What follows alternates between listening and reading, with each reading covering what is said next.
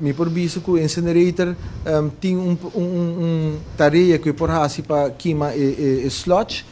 Tem projeto que está finalizando para o que trata RWZI novo que lobine na Bubali Plus, idealmente lobine biodigester que lo processa slip na sítio em um mês. Dus incinerator tem função para assim temporalmente também quando tem RWZI novo e também incinerator lo tem tarefa também para processar outro tipo de desperdício não que atualmente não tem outra solução para não, pero para o que trata desperdício subir riba de parquito boss dia 31 de dezembro, essa aqui é o último dia que está abrindo para o público e ora abre conjuntamente com o trabalhador de Parquito Boss e Selimar que tem no momento aqui, nós começamos a preparar a área para que nós por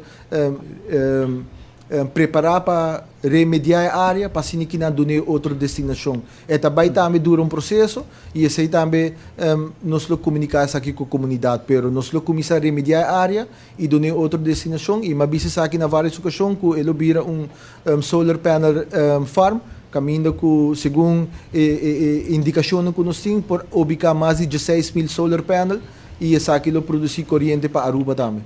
Tem intenção de trazer mais incinerator? Não. De nós banda, de visão do Ministério da Natureza, nós não temos nenhuma visão para trazer mais incinerator.